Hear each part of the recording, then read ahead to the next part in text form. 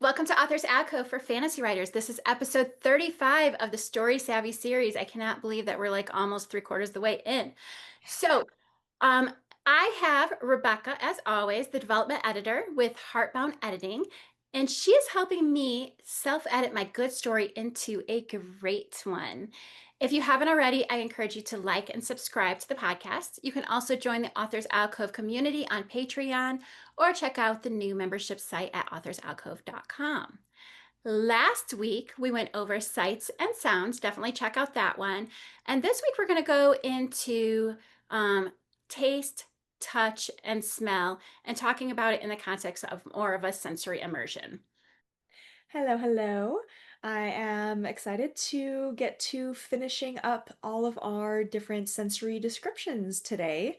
By the end of this episode, you will hopefully feel confident checking if you are using all five senses in your story and have a solid grasp on how to use them as well. So, my very first question is we went over sight and sound last week, and now we're doing taste, smell, and I'm missing one touch. Touch. Yes. So, why aren't we covering all of them together in one episode? I touched on this briefly last week. It's essentially that sight and sound are far more important than these other three are, so I wanted to put full emphasis on nailing those as a requirement of self-editing versus these three senses, which are more optional flavoring to play with in self-editing if you feel like there is value in that for you. I definitely agree. I feel like these senses are generally a lot less important to a story than sight and sound, like we talked in our last episode. So, if we do want to use them in our story, by the way, you did beautifully. I'm going to be talking about that in just a little bit.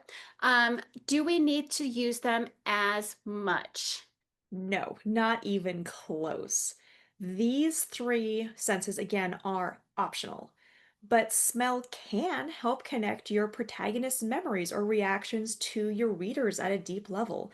Tastes can add to immersion, and touch can really ground your reader in the protagonist's POV and do a lot to connect your protagonist to their world and other characters. All three of these can deepen your world building and add interest to your story. The trick is to not go overboard with any of these senses, as overwriting descriptions of these three senses is likely to feel like shoe leather or purple prose or fluff or however you want to describe that. You just need to find the balance of including these three lesser senses, but not over including a bunch of mentions of them. So, what exactly does balance mean in this particular context if you don't mean equally represented, which is what I'm understanding? Correct. So if you want to use them all, there is no minimum requirement to meet. At most, I suggest thinking of them kind of like a Fibonacci sequence, if you want to include as much of them as you reasonably can. Sight gets the most representation, then sound, then touch, then smell, and then taste comes in last. And this is all in descending frequency or number of words, however you want to measure this representation. However, this is frankly way more thought than any author should be putting into this. So I suggest just asking yourself a couple of really, really quick questions to help you find and keep this balance kind of on the extreme end of inclusion. First of all, ask yourself which of those goals with sensory immersion that I listed in my answer to your last question that you want to achieve. Are you wanting to invoke memories, immerse the reader, connect the protagonist to the reader, things like that, or connect them to their arena? And then ask yourself, which senses do your protagonist or your POV character emphasize in their experience of their world and their personality and processing and priorities? With those two answers in mind, make a choice about what sense you want to use to achieve that goal with that filter, and just pay attention to that hierarchy of sight, sound, touch, smell, taste, which, most people, most characters, and books use in that order in order to avoid overusing those that are lower down the list or underusing those that are higher up. So one of the things that I can think of a couple books actually that when they use scent, specifically scent for each of them, um, they did such a great job just tying in that you almost it was almost like the scent had its own personality. And one of the books is Heart Aflame by Rebecca Maeve Hartwell. Yep. So I know, like in your book, smell is tied to a portion of your character's magic, and that reveals characteristics of that person's magic. And I just think you did that in such a beautiful way. And it really just helped you enhance your character through that scent and smell. Do you mind me asking you why you chose to build your world in that way? And in answering that, I'm hoping you will also answer the question, how can you write smell specifically or touch in a way that enhances your reader's understanding or not just the world, just the entire world for your characters? Because I feel like you did such a beautiful job, and I think that you can hopefully impart some of that wisdom to us. Well, first of all, thank you very much for the compliment. I very much appreciate that. But I didn't build my world with that in mind.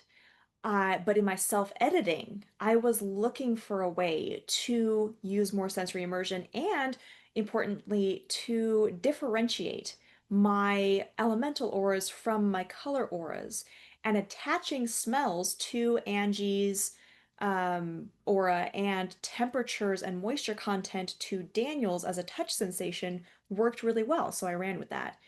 When it comes to using smell and touch to help readers understand your world and characters, I have a few pieces of advice, both from my own books and from editing other people's. First, try to use these three senses to show what you would otherwise tell and to convey subtext, like I mentioned in the last episode. So, for example, smell has the strongest connection to memory. So, rather than your protagonist just smelling cinnamon rolls as a mention for the sake of it, make that cause them to then feel and act nostalgically or have them react with disgust to the smell of cinnamon rolls to catch the reader's curiosity and attention and illustrate that perhaps this character is very bitter and just the kind of person who hates what everybody else likes because everybody else likes it, that kind of thing. My second piece of advice is try to specifically tie smells or physical sensations to specific emotions or big events. For example, in my books, each different scent of Angie's smoke and fire aura directly corresponds to her emotions in that moment. I have a whole spreadsheet for myself of this emotion equals this kind of smoke smell. And you did a And good job that is, portraying that too. I think sorry. and you did a really good job portraying that too. Thank you. I tried to come up with connections like cedar is protective and wet ash is sad, stuff like that. Anyway, um, the fact that there is that emotional connection is a big part of why the smells are impactful, why you and other people like that. And then, similar to that, with Daniel's use of his cane, so that kinetic, that sense of touch connection is very much connected to and tied into his masked identity in this dark order of the patricians, which I bring up to the surface and directly address in book four. If neither of those aspects were tied as deeply into the emotions and traumas of those characters as they are, they wouldn't be as memorable or impactful to the reader at all. And then my third piece of advice here is anywhere the reader might be zoning out a little bit in a scene, you can use touch, taste, and smell like smelling salts. You can use a clear but concise sensory moment to pull the reader back down from thinking into experiencing the story, which can really, really help to refocus their attention if things are dragging or meandering a little bit too much. So I know you touched on this a little earlier, but how can we really tell if we don't have enough of these senses or actually even too much? If you are worried about not representing these senses enough, I would suggest finding one single moment of smell, taste, and touch in a full length novel, and that is it. That is a very low bar for minimum. If you can find one moment of each, or find the spot where adding that would be meaningful and impactful, if you want to, do it. But on the other side of that, I think that there is a lot of variation in what can feel like too much. For example, if you're writing about a chef going to culinary school, then taste and smell should get a lot of representation more than in other books, other genres. And if your protagonist is blind, then touch is probably an enormous factor compared to most novels.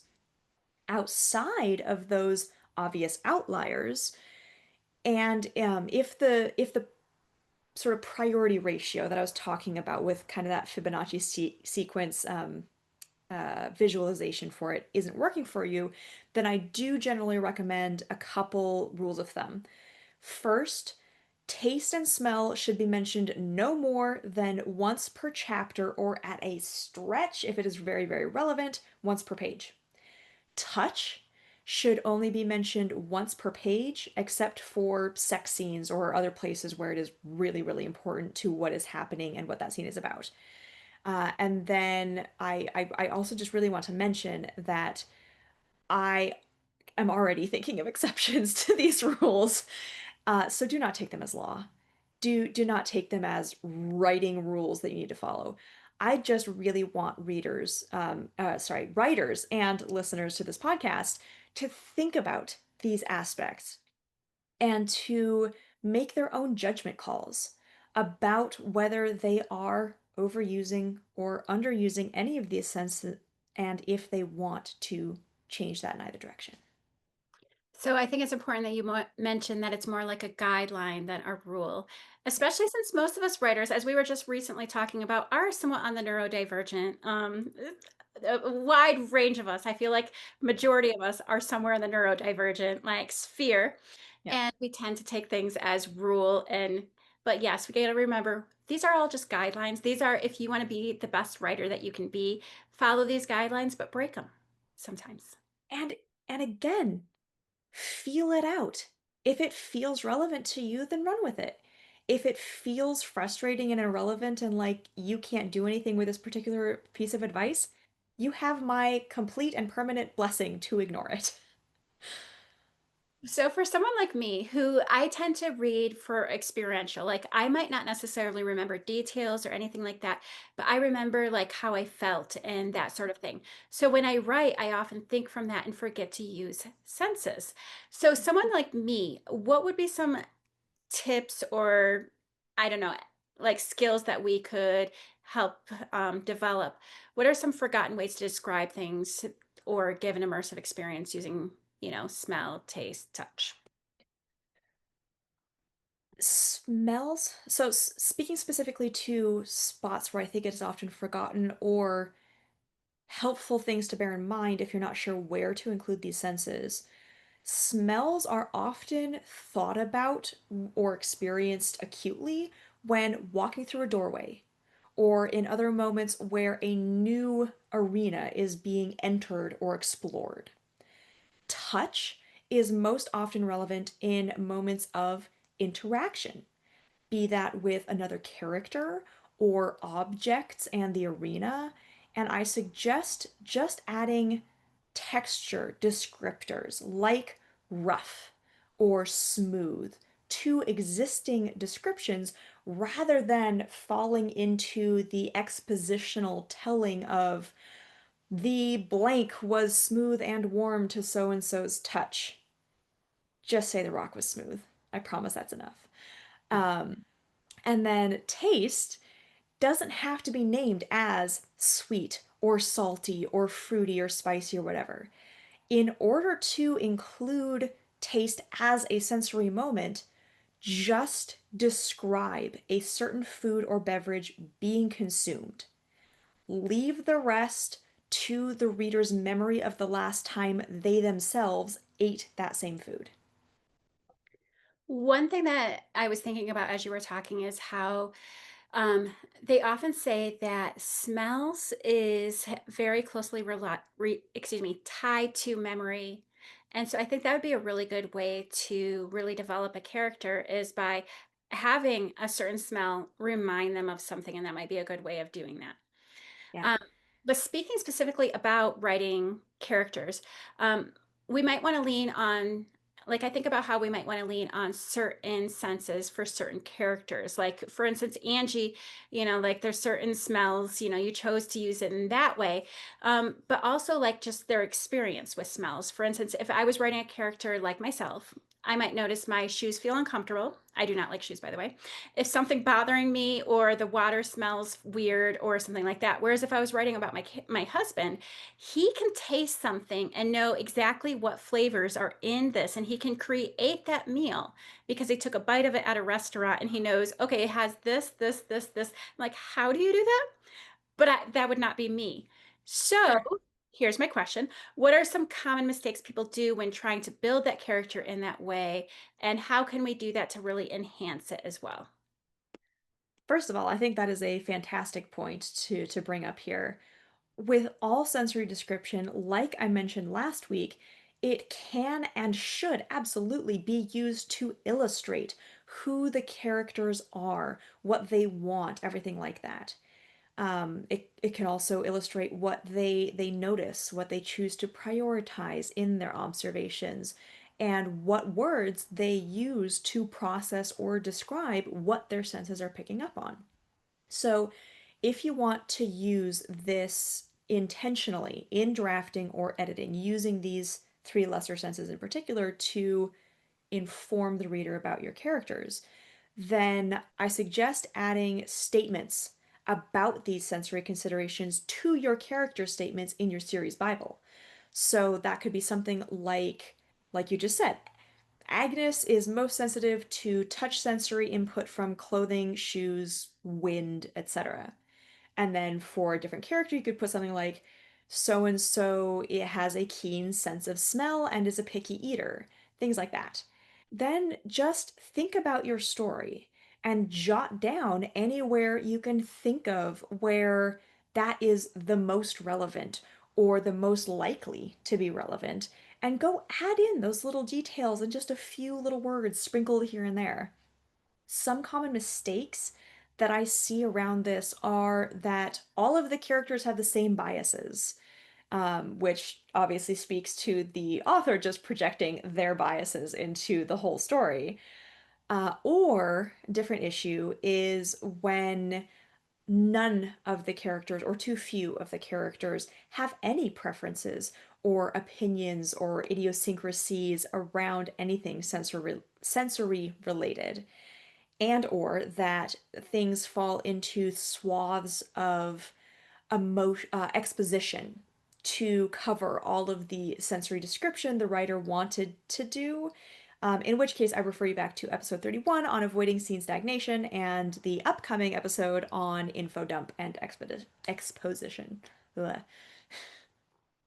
So can we just pick anything to describe with these senses, or is there like things that we should definitely consider? Again, think about how it can help establish or maintain a tone. Think about how it could hint at subtext or a subplot, maybe. Think about how it can illustrate an aspect of the character and that sort of things. But at the end of the day, yes, you can describe whatever you want to as long as it has some shade of purpose to it. And to be clear, both sensory immersion as its own thing and trying to keep that dialogue, action, and description balance in good shape on each page by as its own thing are both valid reasons for including a sensory description. I feel like I already know the answer to this based on what you've already shared, but I'm going to ask anyway. Is it worth adding a whole new scene or moments or just paragraphs or whatever to be able to mention all of these senses? Like, what if food just isn't relevant to your story, or you'd have to deviate from the moving plots to mention taste? There is no universal guideline here. What you need to ask yourself is how important is including a given sense to you as an author, just emotionally? Or how important is that sense to your character? For example, if that character mentions being a picky eater out loud to someone else in the story, but you never show them eating and feeling feelings about that food, that's a bit of a problem. You might want to spend a sentence to plug that hole. The closest that I will come to giving a concrete answer to this is that no, adding a whole chapter or scene or page to include a sense somewhere is overkill. That is absolutely overkill. Adding a paragraph or slightly reworking a scene might be reasonable if it feels important. But adding a sentence or two or a word or two here and there should be easy and not run much risk of adding exposition or ending up with descriptive shoe leather. One thing I was thinking about, like, as far as like touch, I'm thinking about myself, and I was like thinking about my characters, like, how do they feel? And I think also one of the ways that we could even do touch is like think about how we feel like when we're agitated. And like sometimes, like, okay, I hate shoes. That's just a weird thing about me. But I don't notice my shoes as often as when I'm irritated, stressed, excited. Then all of a sudden, these shoes seem to be way more important in those moments. And I think that we can actually take that because I don't think that's unique to me. And so like being like, the shirt felt really tight, and that's kind of showing like, oh, this person is having strong feelings right now. I think that's a fantastic point, and I experience a lot of the same. I know when I'm tired and frustrated, my sense of smell becomes much more relevant in my life, and I don't like a lot of what I smell in the world. So you can absolutely use that, and I'm so glad you brought that up. So anyway, we do need to wrap up. Do have one last question. Specifically when writing a action scene, I kind of asked this last time, fast-paced scene, and also a slower scene as well. How Sure. might we use these tools differently depending on the pacing of a particular scene? I will answer this now looking at all five senses. I think last week I answered just talking about sight and sound. So looking at all senses and to an extension, all description. I'll take a whack at this. First of all, there are exceptions to every rule, but my personal experience has largely been that less description, or at least much shorter and plainer descriptions, can help a fast paced scene whose purpose is momentum feel even faster and can make a slower paced scene feel unfinished or extra boring. On the other side, longer, more involved poetic descriptions or just more sensory descriptions can really drag down a fast paced scene. But it can also really help round out a slower scene and lend its function more towards the deep immersion, which is what you want to go with slow paced scenes. So I hope that's helpful. Definitely. Anyway, I just want to thank you so much for all of your insight. It has helped me so much. You are entirely welcome. Next week, we are actually going to revisit pacing, so this is a good segue here. And this time, we're going to do it at the scene level, including talking about page level wax and wane in that pacing, and making big moments feel big, and vice versa. For now, big thank you to everyone who follows along with this series. We would appreciate it if you could help us out by liking and subscribing to the Heartbound Editing Podcast and the Author's Alcove Podcast, where you can find lots more content for fantasy readers and authors beyond this joint series. Thank you all very much. Can't wait to chat with you then. See you then.